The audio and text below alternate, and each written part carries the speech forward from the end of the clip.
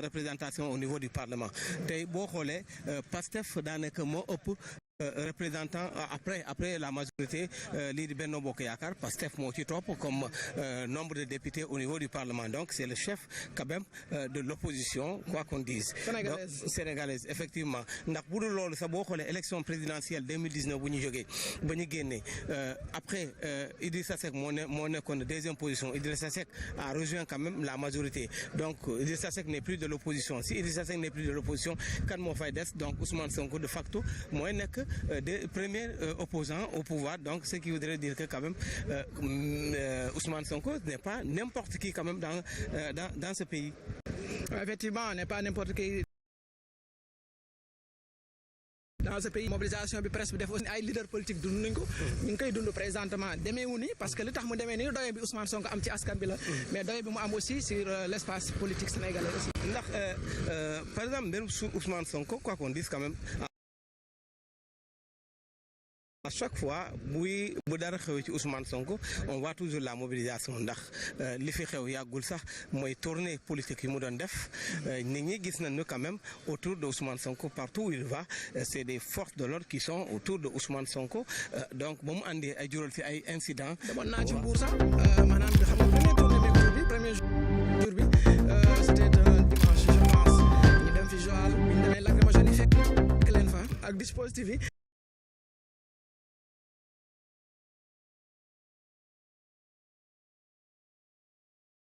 loolu troisième jour bi xaw ma deuxième jour bi aussi ci laa ñëw fekk leen fa li tax ma dem fekk leen fa mooy parce que c'était une première parce que gu fa loolu information la bi ma yeggee Mbour li ma njëkk impressionné mooy croisement Salibre booy duggee 5 pick-up gendarmerie ñëw nga fa woon fees fa dell bi ñuy ñëw aussi ngoon gi dans l'après-midi c'était comme ça am na benn dëkk bu ñu dem Fandem ba ñuy yegg tag auto gendarmerie topp ñu dañ ko topp ba si biir àll bi di xool Ousmane Sonko lu muy dund ndax jar na ko lu ko waral parce que Macky aussi boo xool en 2007 2008 pratiquement 2008 2011 il a fait le tour du pays je pense que police wala gendarmerie musuñ ko topp wala boog bu nekkoon topp nañ ko si c'est pour le sécuriser mais kii peut-être fekkoon man am na benn vidéo sax fekk gis naa Ousmane Sonko ñëw na ba ci kër gi gendarmerie ñëw ba ci dugg ba ci biir kër gi donc bon naa ko lu ma dund ak ñoom la ci seen nemmeeku tour bi bii nemmeeku tour nag gisuma woon police parce que aussi fii gars yi di defee parce que presse aussi loolu leen di gën a intéressé parce que le tour Ousmane Sonko kese intéressé wul kenn nemmeeku tour kese parce que ça wala boog intéressé wul journaliste yu bëri mais quand la police ou la gendarmerie s'y mêle ça devient important. voilà loolu laa bëggoon a dolli sax ndax ñun suñu rôle mooy dire la vérité rien que la vérité suñu gisee loo xamante daal dafay àndul ak démocratie c'est à nous d'alerter et de dire que lii àndul ak démocratie donc keroog bu dispositif sécuritaire boobu di ko topp ba ñëpp jàpp na ni parce que tous les journalistes quand même crédibles waxoon na ni lii àndul ak yoon ndax képp koo xamante daal quand même ngay def sa tu as le droit de circuler rawatina koo xamante un homme politique la et il a des ambitions quand même pour diriger ce pays donc celui qui a des ambitions pour diriger ce pays, il a le droit quand même de faire le tour du Sénégal pour que Moumouna justement quand même aller à la rencontre de ces militants et des Sénégalais quand même pour gagner leur confiance. Donc yaakaar naa les forces de l'ordre ou la sécurité a pris bonne note de ce qui a été décrié par tous les Sénégalais moo tax nag li nga doon wax mooy la dernière fois bu ñuy def tournée gisoon dispositif boobu wàññeeku bu baax a baax. non si et puis presse bi aussi wàññeeku na wala boog Bour News aussi daanaka jarul ko woon mu dem ko parce que gisu fa woon gendarme gisu fa police gisu fa loo xamante ni perturbé na ba war a mën a intéresser Sénégalais yi dans leur quasi totalité parce que aussi information loolu la parce que mbir daa am na muy doxee bu dee nemmeeku tour kese la mën na bañ a intéresser journaliste yu bëri mais boo nekkee ne nemmeeku tour la plus les gendarmes wala plus la police là ça devient une information et puis je pense que tout organe sérieux dana ko couvrir et puis pour xam li nga xamante ni parce que à tout moment ça peut dégénérer et puis puisque nous sommes les historiens du présent aussi yooyu je pense que waru du rëcc benn journaliste crédible ou bien journaliste sérieux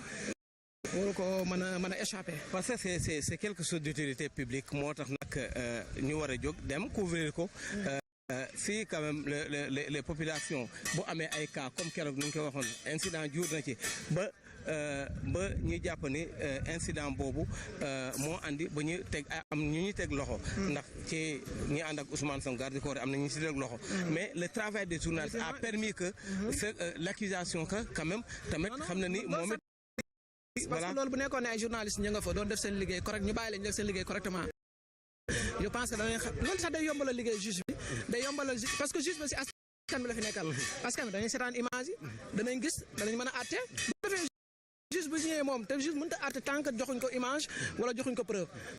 parce que tey fi mu toll nii tey juge bu demee bay àtte ci maanaam ci preuve lay certificat médical lay génnee li muy génnee PV d'édition bi parce que viol nga wax viol la première chose à faire fii mooy médecin la ñu lay yóbbu médecin bu ñëwee daf naan kii kat yegg nañ ci kawam bu nekkee ne jour bi mu ne yegg nañ ci kawam jour tel lay wax léegi juge bi day xool ndax jour bi nga xamante ne ndaw si nee na ci la Sonko yegg ci kawam jour boobu certificat médical lu mu wax su waxee ne yeggul jour boobu yegguñ ci kawam kon danaan kon day jël dossier bi tegee ko ne parce que dana xam ne viol amut parce que atte bi du ci xel mais li teew la ak li nga gis ak li la indil ak li nga nettali ca ngay àttee li ci njëkk mooy certificat nii ki nga xam verbal au sein de l'hémicycle presse beek njëkk a jàll wane ne alerté c'est-à-dire notre rôle c'est d'alerter alerté nañ ba ñuy arrêté nañ prof boobu arrêté nañ ñee ne nañ jégalu ñu ne duñ jégalu après ci la coup de poing ñëw est-ce que bi nekkoon ne bi presse alerté jóg nañ dox coup de poing dana ñëw déedéet bi coup de poing ñëwee est-ce que bi nit ñi jógee taxaw atte alerté ñoom it est-ce que konoon siège yi yanu siège dana fa am sànni déedéet waaw ba est-ce que bu nekkoon ne yanu siège bu nekkoon ne alerté nañ ba li nga xamante ni après propos verbal jàll nañ ko ku do juif bi jàll nañ ko jàll nañ li nga xamante ni mooy yenu siège bi est-ce que konoon kon kee dana jóg seen ndaw si di yëkkati siège muy daw di ko taagale ba tànk bi di ko dal ci biir bi non kon yooyu yëpp du am kon te pourtant loolu yëpp image yi ñoo ko wane sur quelle base kenn du waxu nettali mais après yooyu yëpp dañ koy moo tax journaliste aussi yombalal ko liggéeyam da ngay yombalal nit ñi seen liggéey ñoom ñëpp askan bi yëpp ngay yombalal liggéey su ko defee coow du am dara du am li nga ko doon wax sànq li nar a xew par exemple ci diggante waxtaan Ousmane Sonko ak Adji Sarr mooy confrontation bi c'est pas Ousmane Sonko quand même d'amener les preuves de son innocence mais ça Adji Sarr d'amener les preuves quand même de ces accusations donc ce qui veut dire si Adji Sarr tey amul andul preuve solide pour mën a accuser Ousmane Sonko je pense que le dossier aurait été autrement peut-être Ousmane Sonko mën naa bénéficier allègement sax ci les contrôles judiciaires bu mu nekk donc peut-être loolu yëpp mën naa xew su fekkee ne tamit moom it andi na ay preuves yi leer tamit peut-être neneen mën naa demee neneen peut-être dinañ mën a dem comment dire en audience loolu lu ma doon wax bu fekkee ne andiwul si saa si le doyen des juges mën naa def non-lieu wala mu jël dossier bi confronté mais avocat Ousmane Sonko ñoom jàpp nañ sax affaire yi dañ ko précipité ndax ñi war a déglu ci mbir mi ñu bëri déglu ñu leen. déglu naa ko parce que ñoom cité nañ ay témoins ñu bëri aussi xam nga dossier bi mu claté aussi ku si nekk jéem nga see dugg maanaam wax ci wala nga dox ci ñi si bëri aussi yor nañ ci ay preuves Ousmane Sonko aussi avocat am aussi laaj nañ ñu déglu si ñu bëri ci ñoo xam ne tudd nañ leen presse bi liir naa ñu ne Maham bu juge bi kii atte je pense que kii atte te dëgg tax laa jóg kuñ ne la kii boo ko dégloo dëgg feeñ je pense da nga ko war a déglu effectivement jamono ji je pense que toutes les parties ou bien tous les témoins doivent être entendus dans ce dossier parce que c'est un dossier qui en a le Sénégalais et les Sénégalais tey bu demee ba am ñi ci ñàkk seen i bakkan donc dossier warul peut-être mënuñu dicter quand même le juge sa manière de faire donc mais quand même pour la transparence quand même la manifestation de la vérité je pense que tey mën nañu woo tous les témoins nécessaires à ce dossier pour l'éclatement de la vérité. waaw mais effectivement pour l'éclatement de la vérité je pense que war nañu mën a déglu ñëpp ku si nekk ñu saytu la ñi nga xamante ni ñooy àtte war nañu mën a déglu képp xam ne témoin la te su waxee dëgg feeñ te yow dëgg rek la jóg war nga lay mën a déglu aussi loolu du dara dafa da ngay dalal xelu parce que yow ti aussi ak ku mënti doon buy àtte tamit askan lay àtteel àtteelul boppam àtteelul Adji àtteelul Sonko parce que du Adji moo topp Sonko de du Sonko aussi Adji moo ko fi indi askan bi leen fi indi parce que dafa am loo xam ne dañ jàpp ne askan da koy tere mooy fii siif askan bi ne bu kenn siif kon bu kenn siif ku siif askan da lay àtte kon askan boobu di la àtte ñoo la yónni comme ñun dañuy askan bi yónnee ne dem leen ngeen niital ñu ndax Maham ma ngay na muy dégloo kii dem leen ngeen xoolal ñu wax ñu kon askan boobu dalaa yónnee ne moo la sant nga déglu ñëpp moo la sant aussi nga lépp loo xamante ni aji wax na ko wala Sonko andi na ko aussi nga gëstu ko saytu ko ba mbir mi leer nañi looloo fi war a mën a andi ñëpp moom la ñuy wax impartialité rek du juge. Je pense que dans leur intime conviction quand même ils sont formés pour ça. Peut-être ils vont dire la vérité et rien que la vérité parce que gars yi li ñu doon ñaawlu ñu bëri ne la même mise quand même il faut le dire. La même mise du politique dans cette affaire d'Adji Sarr donc moo tax nag le juge doit quand même juger à son intime conviction loolu lañ askan wi di xaar ci juge bi quand même c'est vrai que bari woon na sax ay coow ba ñu nommé juge Maham au niveau du premier cabinet quand même ndax ñu bëri gisoon nañu ay publication mu defoon ci page Facebook ba mu demee après supprimer ko donc ça andi woon na fi polémique bu rëy sax ba je pense la ko supprimer effectivement donc mu andi woon na ci ay polémique ba nit ñi jàpp ne juge bi quand même ne sera pas impartial. Mais je pense que quand même dans son intime conviction quand même il est là pour le peuple pour servir le peuple donc puisqu'il est le garant quand même de la sécurité et de la paix quand même la justice va être rendue jàpp nañ ni quand même comme yàgg na ci mbir mi tamit il va dire le droit. Il va dire le droit mais ñu bëri ñort nañ ne dossier bi moom ak ni nga xam ne noonu la fay demee fii noonu lii moo fi war a mën a génn mais li ci am rek rawali gët dinañ ko topp ànd ceeg internet yi ba ci biir a biir. ñu jéem a décroché tuuti ñëwaat mais balaa ñuy décroché ñu fàttali aussi sunu naataango Pape Alé Niang moo ngi ci grève de la faim jot nañ taataan nañ xibaar ne vendredi war na jàkkaarloo juge bi d'instruction bi ñu toppee ko ci loo xamante ni du fenn foo xamante ni ci dëgg lañ ko teg la mooy ci jaay doole gu mat sëkk lañ ko def jàpp sunu naataango un journaliste c'est un journal d'investigation il n'est pas tenu par les secrets de défense ou bien les dossiers de confidentialité yooyu tenirul li nga xam ne mooy journaliste moom mooy xool ndax day génnee wala génneewut su génnee moom lay concerné bu génneewut tamit moom la concerné mais kenn mënu ko cee topp ne yaa génnee ñi yore secret défense nañuy défendre seen dossier ñi yore confidentialité documents yi nañuy défendre seen documents yi bañ muy yegg ci loxoy journaliste bu xasee ba yeggee ci loxoy journaliste bi yorom nekku ci dégg nga ñu bàyyi journaliste bi même les secrets défense que ça soit gardé secret défense gis nga mbir mi na foo xamante daal tey mu ngi maanaam gàllankoor démocratie sénégalaise boo gisee horizon Reporters sans frontières ñëw ba samp fii Sénégal direction au niveau pour l'Afrique de l'Ouest donc loolu lu rëy la te muy firndeel ni nag Sénégal voilà justement ñoom ba seen kii boo xool Sénégal tey vitrine la ci démocratie Afrique effectivement Afrique parce que Afrique yu bëri jàpp nañ ne réew yu bëri amuñ démocratie mais sédd nañ Sénégal démocratie boobu kon lii recul démocratique la jàpp ab journaliste ci loo xamante te pourtant yow ba ngay jàpp journal yaa ngi teg ay journaliste sa wet ñuy wax lu leen neex suba ngoon guddeeg bëccëg justement xam nga président Macky Sall ci boppam moo ko waxoon ni moom maanaam sur son régime aucun journaliste ne sera emprisonné donc malheureusement on voit le contraire de ce que le président de la République avait promis donc je pense que aujourd'hui il est temps quand même de laisser Pape Alé Niang mu dem maanaam libre quand même mu dem ci njaboot ji tamit ndax njaboot ji son nañ lool ndax démb sax gis nañu poste boo xamante daal soxna si moo ko def donc mu tiital ñu bëri sax ci état de santé Pape Alé Niang ndax moom jàpp nañ ni du moom kese sax ndax journaliste yëpp jàpp nañ ni luñ ko téye teguñu ko fenn loolu mooy ultime conviction des journalistes ndax suba sax moo tax nag journalistes yi war fas yéene mobiliser encore parce que c'est pas la première fois ñu ngi mobiliser encore waaw gën a mobiliser suba encore conseil des médias pour réclamer exiger même voilà chaque mercredi journaliste ñu ngi conseil des médias pour exiger quand même la libération de Pape Alé Niang qui ne se négocie pas parce que c'est quelque chose quand même quand on entrave à la liberté des journalistes quand on entrave à la liberté de la presse c'est des choses quand même qui ne se négocient pas c'est pourquoi journalistes yi tamit jàpp ni forcément dañu war a libérer seen confrère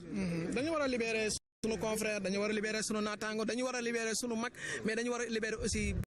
borom këru jàmbur dañoo war a libérer doomu jàmbur dañoo war a libérer bàyyi jàmbur defu dara su defoon dañuy taxaw ne dafa am nañ courage ne moo tooñ tey bu Pape Alé tooñoon dañuy am courage ne moo tooñ parce que ñun aussi duñu naafeex dañuy wax li nga xamante ni mooy réalité tey bu Pape Sall tooñoon te bu nekkoon ne li mu def ce n'est pas dans l'exercice de ses fonctions benn journal du ko jàppale mais bu ñu demee ba la coordination des associations de presse maanaam lépp loo xamante bépp association bu nekk fii ci Sénégal nekk mbootaayu journaliste ñoo dajaloo tënk seen bopp ci benn mbootaay bu ñu tuddee CAP bu jógee ba porter combat bi CAP bu ñu waxee Synpics moo ngi fa CDEPS mooy patron kii ñoo ngi fa correct ñoo ngi fa jeune reporter ñoo ngi fa ak Reporters sans frontières ñoo ngi fa article 19 et les organisations de la société civile ñoom ñëpp a ngi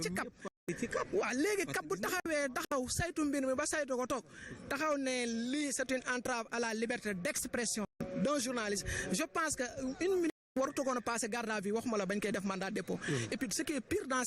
cette affaire comme ni ko avocat yi waxee enlèvement la parce que mënoo fekk nit yónnee ko convocation fekk ko muy defar pënam nga yenu yóbbu c'est dangereux moo tax quelques jours après loo fi dégg disparition gendarme mais demain y aura des disparitions ba léegi nag loolu sax ba léegi nag mais c'est à éviter ba léegi nag mbir moomu sax muy di Jules Sambou ak Didier Badji ba léegi nag à part bu ñu gisee corps kenn ci ba léegi nag keneen ki kenn wax les autorités on dirait que ils sont muettes par rapport à cette situation et c'est pas n'importe qui quand même c'est des corps de l'armée des personnes qui appartiennent à des corps de l'armée quand même qui ont disparu comme ça je pense que aujourd'hui soit l'armée doit communiquer soit les autorités ou le ministère quand même doit communiquer à ce qu'on sache quand même où se trouve quand même ces gens-là, où se trouve l'autre comment on appelle gendarme de tenue quand même fu mu nekk tey war nañ ko quand même xam parce que le Sénégal dispose assez de moyens quand même pour faire des recherches donc je pense qu'aujourd'hui c'est la population a besoin de savoir, la famille de ces gens-là aussi ont besoin de savoir réellement ce qui s'est passé je pense que le procureur keroog bu mu defee communiqué bi pour lancer que ils sont à la recherche quand même de ces gens-là jusque-là je pense que personne n'a communiqué sur ce dossier je vois seuls les députés au niveau de l'hémicycle quand même qui demandent à ce que la lumière soit faite pour que nul n'ignore de ce qui se passe autour de l'affaire Jules Sambou et Didier Badji. D'accord kon nul n'ignore mais li ci mën ci am daal mooy na dëgg fa beneen bi mooy nañ libéré sunu confrère Pape Alé Niang mi nga xamante ni dañ ko enlevé après emprisonné ko Sébikotane ci loo xamante ni teguñ ko ci yoon jalgati yoon la parce que secret défense bi ñu indi ak confidentialité loolu tënkul journaliste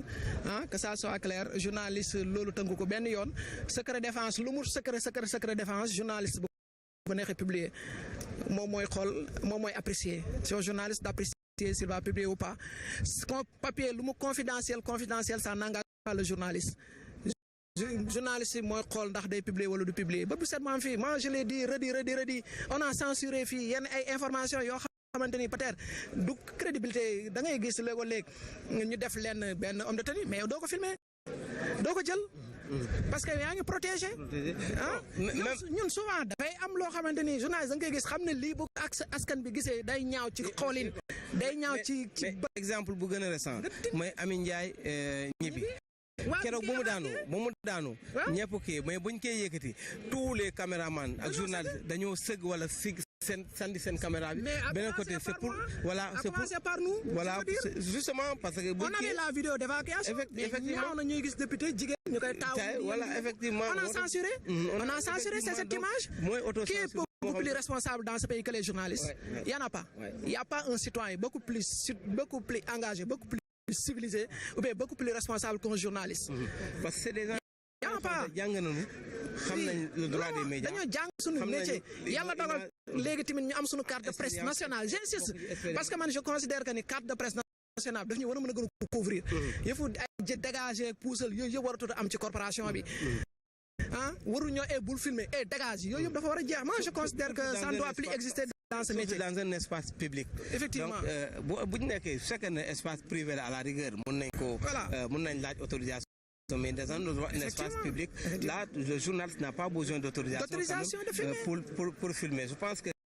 les forces de l'ordre aussi doivent être même dans un lieu public même dans un lieu public qui abrite une affaire dans un lieu privée qui abrite une affaire publique sax le journaliste peut filmer ça se voit mais paparazzi loolu ko indi paparazzi kan lan moo ko indi ci corps ci métier journaliste bi mais ça da ngay dem des zones yoo xam ne c'est des cadres privés supposons que palais de Star moo fi dëkk mais da ngay xëy pointé fii mais amoon na sax fan yi France buy génn il cherche de quoi se masquer le visage pour yow doo ko filmer wala doo ko vidéo mais ça existe mais on dit jamais un journaliste n'a pas droit un journaliste kenn du ko wax tu n'as pas le droit de filmer ça il faut voilà quoi il faut nit ñi xam ko il faut force de l'ordre aussi ñu gën leen ko xamal mais aussi ñi ci kaw aussi ñu xam nañ ko sax je pense que ils ont fermé les yeux sur ça parce que Macky bi mu fi amulee fu mu doon waxee mais Pape Alé ko doon jox micro nous avons une courte mémoire malheureusement dans ce pays ak li ñuy ñaawlu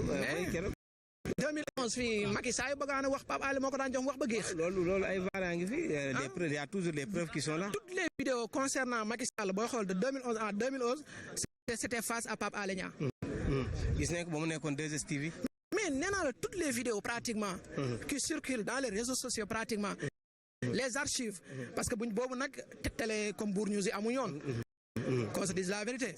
boobu téléphone voilà c'était la télé classique qui était là boobu télé bu baax bi yegg seegul ay ñoom ñoo ngi fi yoon Pape Alé yoroon tribune boobu la Pape Alé conservé ba tey je pense que Pape Alé ça c'est encouragé parce que c'est quelqu'un boo xamante ni il garde toujours sa ligne éditoriale peut-être ñee tey ñoo féetee ci nguur gi rek mais Macky ba mu nekkee ci opposition Pape Alé doon ko jox micro muy wax mais naqari woon na Wade mais Wade a été un grand républicain quand même il faut le dire Wade est un grand démocrate il faut le dire c'est un grand Wade, il faut le saluer. C'était un grand démocrate. Quelqu'un qui n'a jamais pratiquement enfreint les limites des journalistes. Oui, parce que manifestation à mon avis. À part quelques rares exceptions près à faire aussi de la Minbi, je pense que Wade c'était. Mais il a dû laisser faire après Abdoulaye Wade, il faut reculer. Non, c'est un gentleman, quoi qu'on puisse dire. Fille quand même, lui, il fait un recul, il recule quand même. C'est un grand. Ça, c'est la démarche des grands hommes. Tu sais, des grands hommes, dans des situations pareilles, ça dit, ils n'hésitent pas à faire un pas en arrière. Ça aussi, c'est la grandeur d'un homme qui s'exprime. C'était dans des situations, comme dans les événements de mars. Moi, j'avais alerté. La publication que j'avais faite, il faut arrière.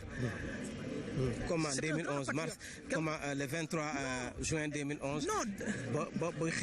affaire yi demee ba xam ne ni affaire yi ci créé assemblée ouais mooy quota bi bu créé nag dina andi coow Ablaye Wade quand même il a été très élégant quand même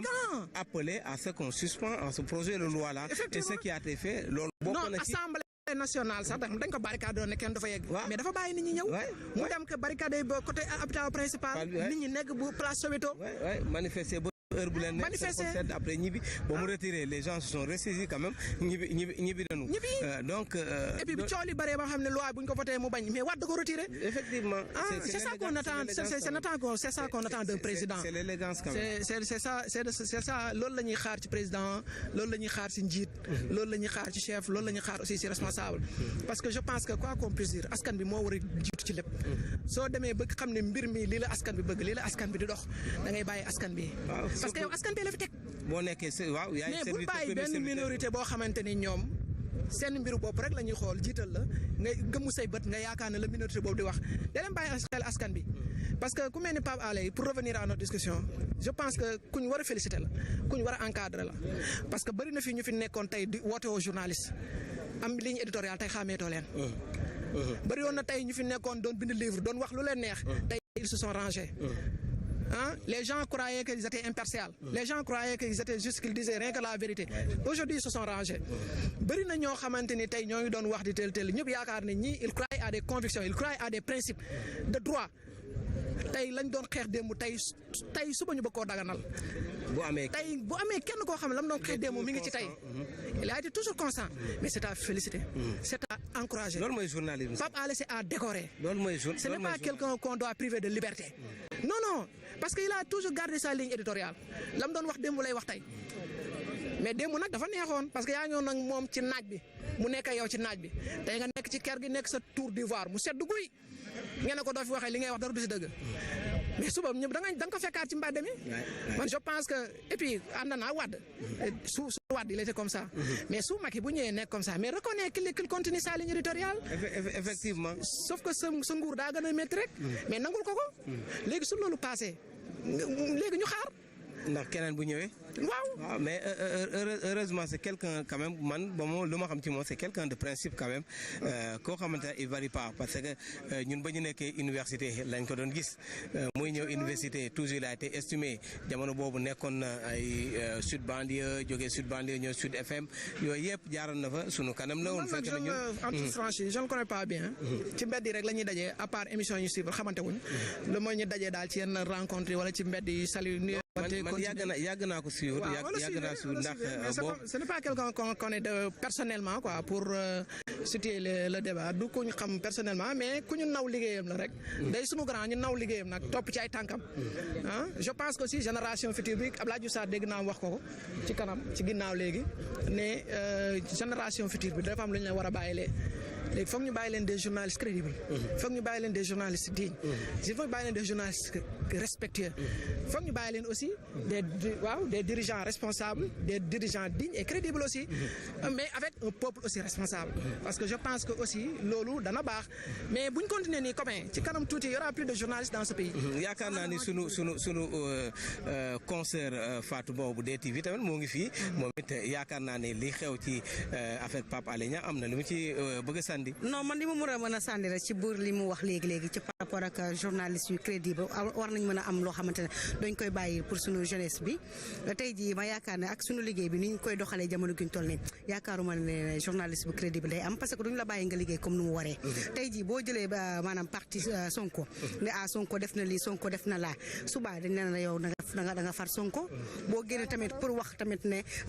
président de la république tamit def na lii def na laa a jaaraama gàcce ngalaam ak moom tamit dañ ne da ngaa far ci parti au pouvoir kon donc ak liggéey bi nga xamante ne yaa ngi koy doxal jamono gi ñu toll te xamoo noo koy doxee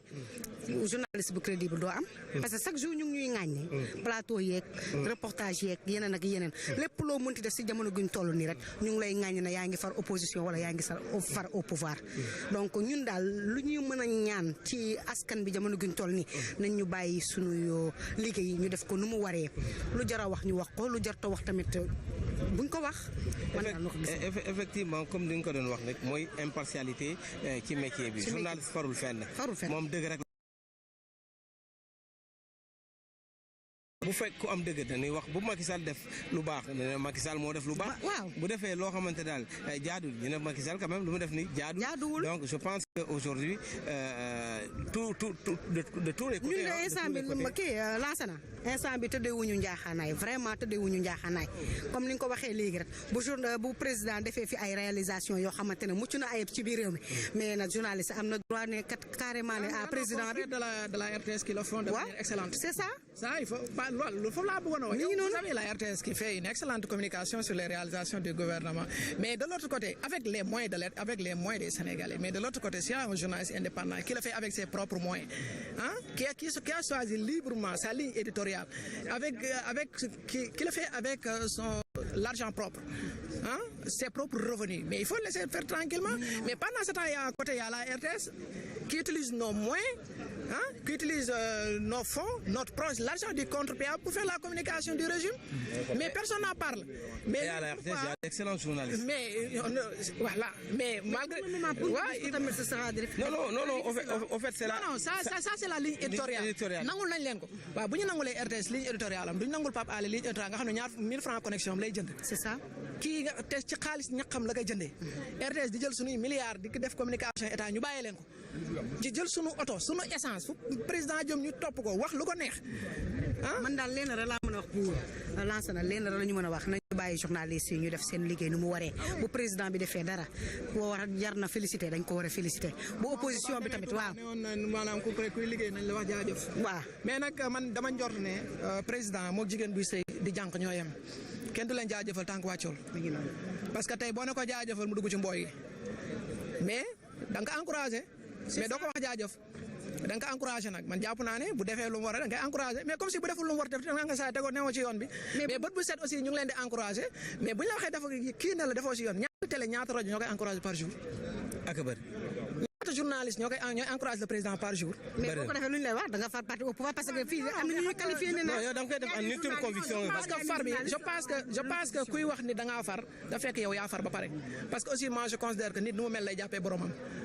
man boog c'est la conception que j'ai des choses c'est-à-dire nit ni nga mel rek ngay jàppee sa morom tey boo faree ba jeng da ngay jàpp ne ku wax daa far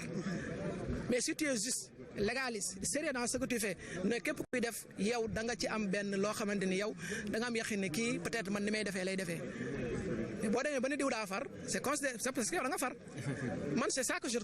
vois ko journaliste boo gis mo la diw daa far rek laaj ko moom fu far parce que su farul woon du wax ne diw daa far parce que lim far moo mën a tax mu identifier ku far. mais nag buur na kay ma wax la journaliste même noo far ba boo nekkee ci plateau yi wala nga nekk ci sa wàllum liggéey kenn warut a xam ne yow da ngaa far mais fii dañuy gis des fois tamit journalistes yi ñu nekk ci plateau bi xam carrément ne dañoo far carrément mais nit boo choisir le métier du journalisme et la communication boo nekkee ci plateau bi rek joxel un bon exemple vraiment bañ a communiquer bañ a def communication def journalisme mais nag malheureusement on confond journalisme et communication voilà parce que communication je pense que am na ñeneen ñu ko mën les communicateurs traditionnels ils font d'excellente communication je pense que ñooñu mën ngeen la confier communication mais pour le journaliste mooy li ñuy def relater les faits tels qu'ils sont soo paree nag waaw fexe aussi xam mais soo paree aussi war nga fexe aussi fan la dëgg féetee journaliste def naa bu def liggéeyam journaliste boo defee si liggéey correctement soo paree di nga xam fa dëgg féetee moo tax mu bëri ay genre am na lu ñuy def ni reportage am na ay analyse am na ay commentaire am na ay leneen ay billets ak yu mel noonu yooyu yëpp ay genre la pour permettre aux journalistes quand même mu am liberté boobu lañ ko jox liberté boobu lañ ko jox moo tax ñu jox genre yi quand même. malheureusement aussi souvent Sénégal puisque ñun amuñ culture journalistique les gens ont tendance à dire que journaliste war a joxe xalaatam journaliste war a joxe xalaatam dans fi àdduna toll journaliste rek moo war a joxe xalaatam mais nag comme ñun li ñuy def nii reportage bi da naan nii wala li nga gis ngay wax soo paree nag mën nga wax ne lii ma gis nag lii ciy dëgg lii du ci dëgg man boog c'est ça que je considère mën nga ko def mais à travers les analyses ak les commentaires léeg-léeg nga ne la journaliste du commentaire dañoo xamul commentaire ci genre journaliste la bokk maanaam ci sunu métier la bokk. bu set ma tudd ci Babacar Fall RFM. mais nañu bàyyi tamit. mi ngi def commentaire yu nice. macha allah di ko teg ci axe. franchement j'apprécie bien ces commentaires. je pense que incha allah vendredi bu jàkkaarloo ak juge bi je pense que dinañ ko mën a bàyyi mu ñibbi këram. kon sa ami internet Bour News ñu fàttali xanaa kon mën nañu décrocher Lansana xaar tuuti audition bi jeex ñu ñëwaat ci beneen live pour dégtal internet di li nga xamante ni moo fi xewoon kon ami internet Bour News Lansana jandiloon fii ci ak Bourguédé nekkoon fii ci tribunal doon leen dégtal li nga xam ne moo fi xew mooy information bi ngeen dégg ko Bassirou Diomaye Faye bind ko ci page am El Hadji Malick bind ko ci page am bon ñu woo ñenn ci li ñu recoupé ci biir aussi ñu wax ñu ko mais ba tey yemuñ foofu def nañ ci point d'intégration di xaar avocat yi nga xamante ni ñooy maître El Hadji Diouf ak ñeneen génn aussi ndax dañuy confirmer dañuy infirmer mais li ci mën di am jàpp ne loolu lañ indiloon fii si tribunal de Dakar kon nous vous donnons rendez-vous à tout à l'heure inchallah sur d'autres lives